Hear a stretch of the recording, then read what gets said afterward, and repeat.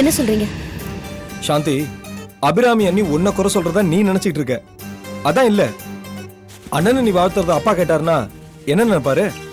அப்பாவும் பிள்ளையும் பெரியதுல உனக்கு சந்தோஷம்னு உன்னை பத்தி தப்பா நினைக்க மாட்டாரு? அப்பா நினைக்கிறத பத்தி விடுங்க. நீங்க என்ன தப்பா நினைக்கிறீங்களா? அப்படி நான் நினைச்சிருந்தேன் உன்கிட்ட பேசுவேன் சாந்தி. உன்னையும் அப்பாவையும் சமாதானப்படுத்தணும்னு அண்ணி எடுக்கிற எல்லா முயற்சியும் வீணா போயிட போகுதுன்னு அவங்க நினைக்கிறாங்க. அது சரிதானே? இவ்ளோ வெள்ள மனசா இருக்கீங்களே. உங்க அண்ணி கவலைப்படுறதை விட உங்க அப்பா என் மேல கோவப்படக்கூடாதுங்கிறதுல நான் ஜாக்கிரதையா தான் இருக்கேன். அந்த கவலையை விடுங்க. உங்க அண்ணிய பத்தி நான் நல்லா தெரிஞ்சு வச்சிருக்கேன். என்ன தெரிஞ்சு வச்சிருக்க? அண்ணி பத்தி உனக்கு என்ன தெரியும்? இங்க பாரு சாந்தி, நன்றி எப்பவுமே மறந்துடக்கூடாது. அண்ணி மட்டும் இந்த வீட்டுல இல்லனா இன்னார் நம்ம எங்க இருப்போம் எப்படி இருப்போம் யாருக்குமே தெரியாது. இல்லங்க, நீங்க இங்க பாரு, இதுக்கு மேல ஒரு வார்த்தை பேசாத. அண்ணி மனசு எப்பவுமே புண்படாதபடி நடந்துக்க. இப்போதைக்கு என்னால இது மட்டும் தான் சொல்ல முடியும். உன்னோட மாற்றம் எனக்கு ஏமாற்றம் ஆயிடக்கூடாது.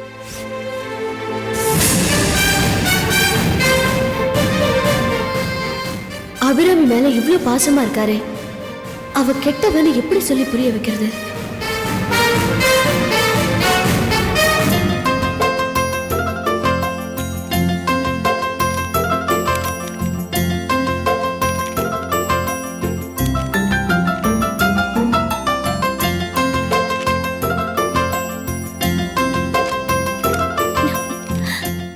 ஐயோ, நீங்க எதுக்குங்க இதெல்லாம் எடுத்துட்டு வரீங்க? எங்க வீட்டுக்கு வர கெஸ்ட்க்கு நாங்க தானே இதெல்லாம் செய்யணும். நான் உங்களுக்கு கெஸ்ட் கிடையாது, உங்க ஹஸ்பண்டோட பிசினஸ் பார்ட்னர். Thank you.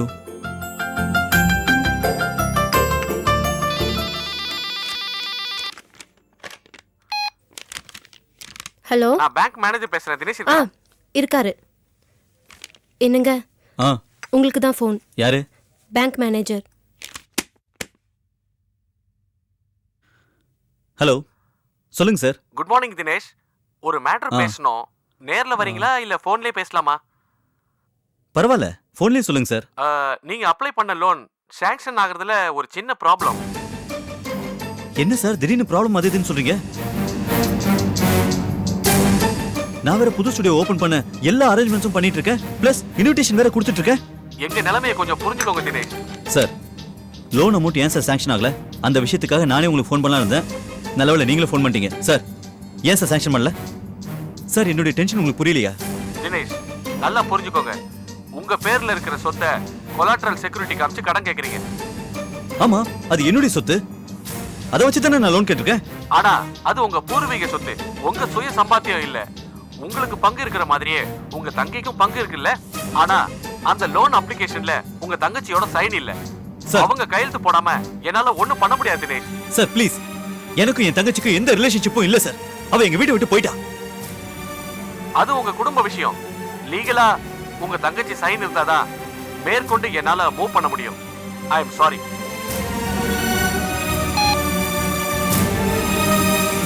என்ன தினேஷ், மேனேஜர் கையை விரிச்சிட்டாரா?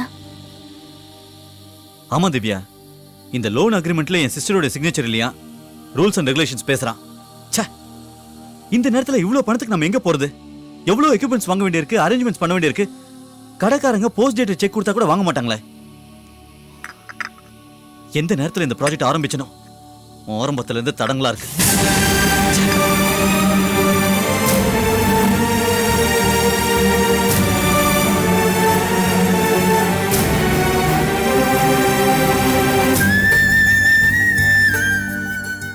டோன்ட் வரி தினேஷ், ஏதாவது பண்ணலாம். பிசினஸ்ல இதெல்லாம் சகஜம். அப்செட் ஆகாதீங்க. Come on, cheer up. என்ன பண்ண சொல்ற திவ்யா? என்ன பண்றது? பணத்துக்கு எங்க போறது?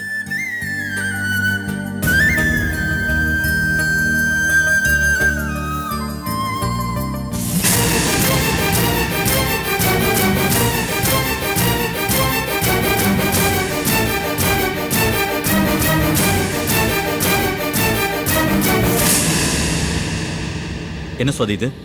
பணம் வேணும்னு கேட்டீங்கல்ல, இதான் பணமா? இது என் பேர்ல இருக்கிற வேளச்சேரி லேண்ட். இதோட மதிப்பு இப்போதைக்கு 60-70 லட்சம் போகும். இதை நீங்க வைக்கிறீங்களோ இல்ல விக்கிறீங்களோ அது உங்க இஷ்டம். நீங்க எங்க கையெழுத்து போட சொல்றீங்களோ அங்க நான் போடுறேன். நோ நோ, வேண்டாம் மேடம். தயவு செஞ்சு நான் உங்க பர்சனல் விஷயத்துல தலையிடுறதா நினைக்காதீங்க. இது உங்க அப்பா உங்களுக்காக கொடுத்தது. இதுல கை வைக்க வேண்டாமே. நான் உங்க மேல உள்ள அக்கறையில தான் சொல்றேன். இந்த பிசினஸ் நல்லா வரும்னு உங்களுக்கு நம்பிக்கை இருக்குல்ல? என்ன சுவாதி இப்படி கேக்குற? நம்பிக்கை இல்லாம என் சொந்த வீட்டை அடமானம் வச்சு பணம் வாங்க ட்ரை பண்ணிட்டு இருக்கேன். அப்ப அதே நம்பிக்கைய ஏன் சொத்து மேலேயும் வைங்க. இத பாருங்க திவ்யா, இனிமே எனக்குன்னு எதுவுமே இல்ல. எல்லாமே அவருக்கு தான். அவர் நல்லா வரணுங்கிற ஆசை எனக்கு மட்டும் இருக்காதா என்ன?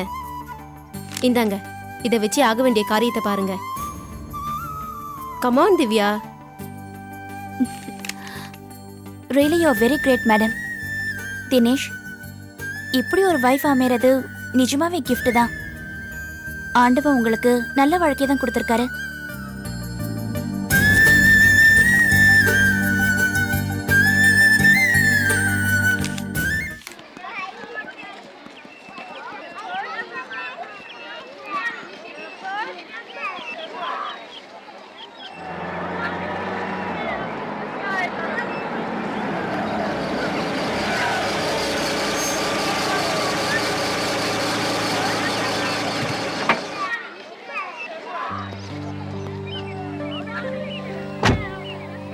மாமா,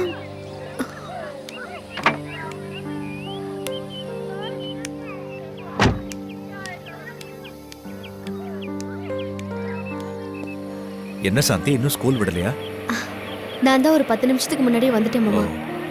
குழந்தைங்கனாலே தகப்பனை விட தாய்க்கு தான் பாசமும் பரிவும் அதிகம்னு சொல்லுவாங்க. அப்படியெல்லாம் சொல்ல முடியாது மாமா.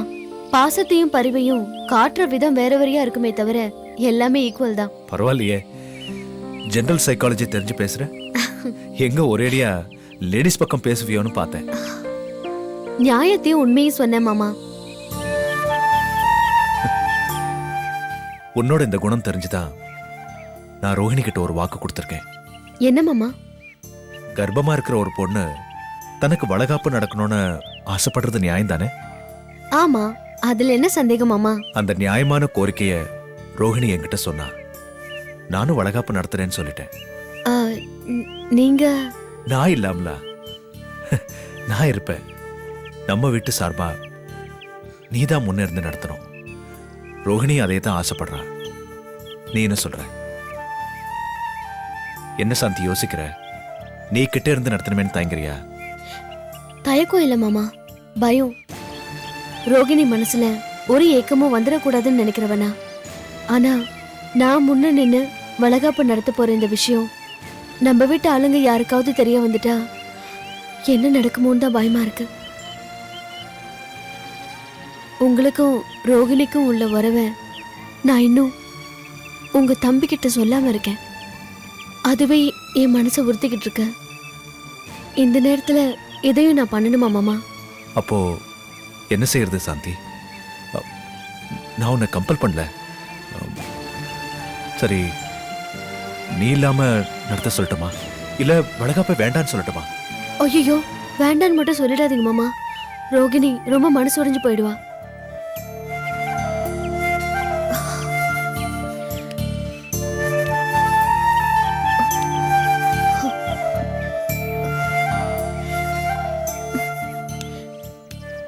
சரி மாமா, ஆகிறது ஆகட்டும். உங்களுக்காகவும் ரோகிணிக்காகவும் நான் இதை செய்யறேன். மத்தத கடவுள் மேல போட்டுடலாம். நாம நல்லதுக்கு தான் செய்யறோம், நல்லதையும் நினைப்போம். நானே கிட்ட இருந்து நடத்தி வைக்கிறேன் மாமா.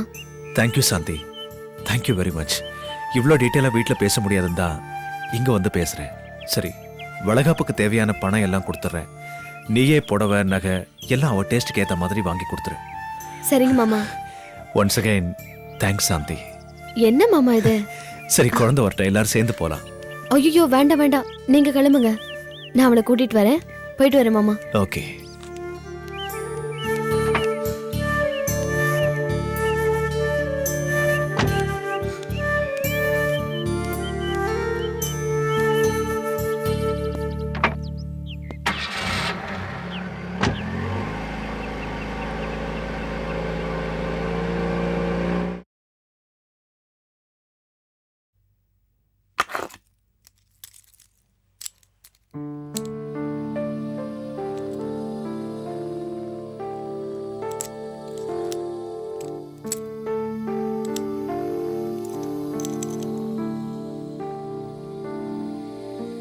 அப்பா நான் வேலை கிளம்புறேன். இந்த வரமா?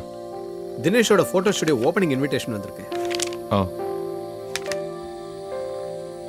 யார் கொண்டு வந்து கொடுத்தா? யாரு? கூரியர் பாய் தான். என்னது கொரியர் பாயா? ஆ, ஏன் அவங்க நேர்ல வந்து கொடுக்க கூடாதா? அனிதா சொல்றது நியாயம் தானே. என்னடி நீயும் புரியாம பேசுற? இந்த வீட்டுக்கு யார் வரலாம் வரக்கூடாதுன்னு தீர்மானிக்கிற உரிமை நமக்கா இருக்கு? என்ன மாமா, என்ன குறை சொல்ற மாதிரி இருக்கு? ஒன்ன குறை சொல்லலமா, உன் குணத்தை சொன்ன. சுவாதி வந்து பத்திரிக்கை கொடுத்தா நீ ஒண்ணு சிரிச்சுக்கிட்டு வாங்க போறதில்ல. தினேஷ் இந்த வீட்டுக்கு வந்து பத்திரிக்கை கொடுக்கற அளவுக்கு அவனை நீ பேசி அனுப்பல. அவங்க அம்மா பாவம், அவங்க இருக்கிற நிலைமையில அவங்க வந்து இன்விடேஷன் கொடுக்க வேண்டாம்னு நினைச்சிருப்பாங்க. நல்லா சப்ப கட்டு கட்டுறீங்க மாமா. நம்ம போறோம் போல, அது நம்ம இஷ்டம். ஆனா கொரியர்ல அனுப்புறது இன்சல்ட். அது என்னையும் புருஷனையும் அவமானப்படுத்துற மாதிரி இருக்கு. அது கரெக்ட். உன் புருஷனை உன்னை தவிர வேற யாரும் அவமானப்படுத்தினா நீ பொறுத்துக்க மாட்டல்ல. சும்மா இருங்க மாமா, நான் சீரியஸா சொல்றேன். அந்த ஸ்டுடியோ திறப்பு விழாக்கு நம்ம வீட்ல இருந்து யாரும் போக கூடாது. அந்த ஸ்டுடியோவை திறக்க போறது யார் தெரியுமா? உங்க அப்பா. அப்படி இருக்கும்போது நாம எப்படிமா போகாம இருக்க முடியும்? அவரை நேர்ல பார்த்து கால்ல விழுந்து கூப்பிட்டிருப்பாங்க. ஏன் அப்பா கிட்ட நான் பேசிக்கிறேன். நம்மள மதிக்காத இடத்துக்கு நம்ம வீட்ல இருந்து யாரும் போக கூடாது.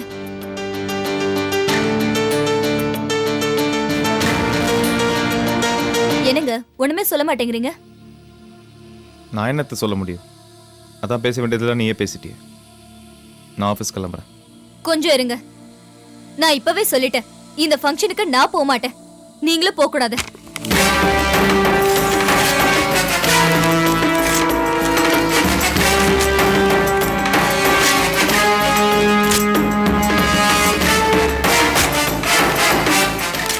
அனிதா, என்னம்மா இது? நாம ஃபங்க்ஷனுக்கு போலனாலும் இன்விடேஷனை இப்படியா கிழிச்சு போறது? ஒரு பொண்ணுக்கு இவ்வளவு கோபம் இருக்க கூடாது. என்னடா இதெல்லாம்? இதெல்லாம் நீங்களே வாங்கிட்டு வந்த வரோம். இப்போ என்ன கேட்டா? நான் கிளம்புறேன்.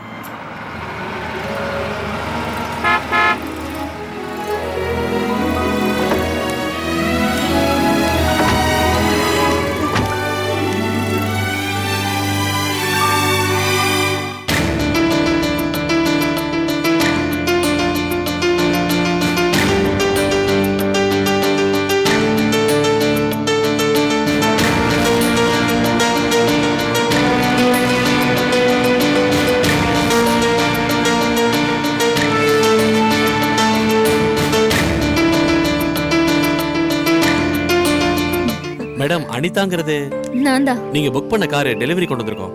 இந்த டிசில ஒரு சைன் பண்ணுங்க. ஆர்சி புக் இன்சூரன்ஸ்லாம் கொரியர்ல வந்துரும் மேடம்.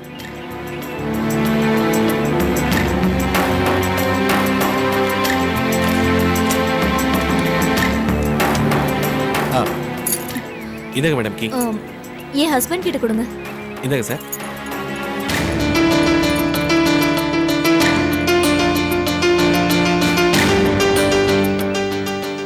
இல்லை, அவங்ககிட்டே கொடுங்க.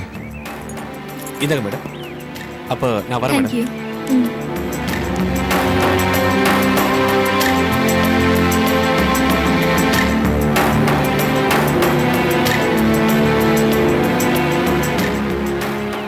போயிட்டு வரம்பா. சரிப்பா. என்னங்க, புதுசா கார் வந்திருக்கு. அதுல ஏறி பார்க்காம போறீங்க. ஏசி காருங்க.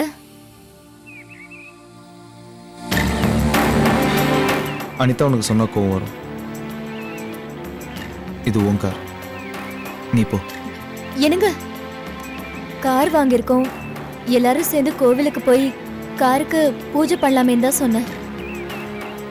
அனிதா, எனக்கு உண்மையிலே ஃபேக்டரிக்கு டைம் ஆச்சு. அது மட்டும் இல்லை, முதல்ல உன் புது காரில் நீ வெளியில் போகிற, சந்தோஷமாக போகணும்ல. நான் இதுக்கு வரேன்.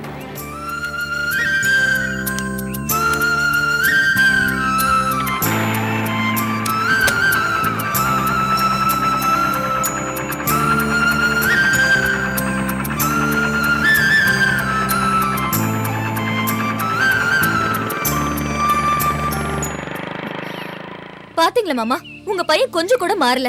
யாரு அவனா?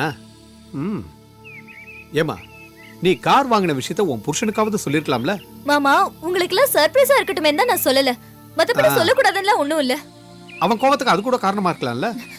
அவரை விடுங்க மாமா, அவர் எப்பவுமே அப்படிதான். நான் காரை கோயிலுக்கு எடுத்துட்டு போய் பூஜை போட போறேன். நீங்க 2 பேரும் வரீங்களா இல்லையா? அனிதா சொன்ன நம்ப மாட்டேன். எனக்கும் வரணும்னு ஆசைதான். ஆனா அடுப்படியில வேலை இருக்குமா. மாமா நீங்க இத பாருமா, இவ்வளவு மாதிரிலாம் எனக்கு போய் சொல்ல தெரியாது. எனக்கு எந்த வேலையும் கிடையாது. என் மகன் கோச்சுக்கிட்டாலும் பரவாயில்ல, நான் உன் கூட வர தயாரா இருக்கேன். உன் பிறந்த வீட்டுல வாங்கி கொடுத்த காரை இந்த புகுந்த வீட்டுல ஒருத்தராவது மதிக்க வேண்டாமா? அதுவும் இல்லாம நீ என்ன மதிச்சு கூப்பிடுற. என்ன பொறுத்த வரைக்கும் என்னை யார் மதிச்சாலும் அவங்கள நான் மதிப்பேன். என்னங்க இது அநியாயங்க. அப்படி நீங்க வா. மட்டும் நல்ல பேர் வாங்கிக்கிறீங்களா? வா நீ வா, யார் வேணாங்கறா? எனக்கு நிஜமாவே அடுப்படியில வேலை இருக்கு. அத்தை, உங்க ப்ராப்ளம் அதானே? வாங்க, உங்களை சூப்பர் ஹோட்டல் கூட்டிட்டு போய் ஃபர்ஸ்ட் கிளாஸ் லஞ்ச் வாங்கி தரேன். கிளம்புங்க. அப்புறம் என்னடி, இன்னைக்கு ஒரு நாள் நல்ல சாப்பாடு சாப்பிடலாம். ஓ அத்தை கை சாப்பாட்டுல இருந்து தப்பிச்சுக்கலாம். வா.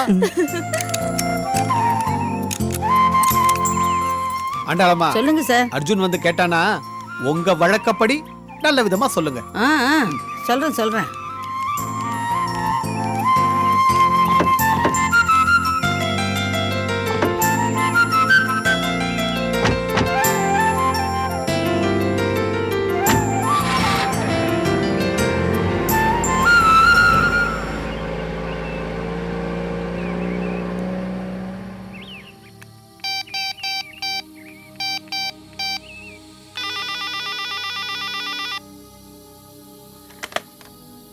ஹலோ, யார் பேசுறது?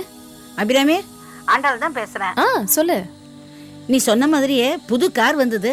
புருஷன் பொண்டாட்டிக்குள்ள புது பிரச்சனையும் வந்துருச்சு. இதை தான் நான் எதிர்பார்த்தேன். சரி, உன் இன்ஃபர்மேஷனுக்கு ரொம்ப தேங்க்ஸ். போனை வச்சுட்டு எனக்கு வேற வேலை இருக்கு.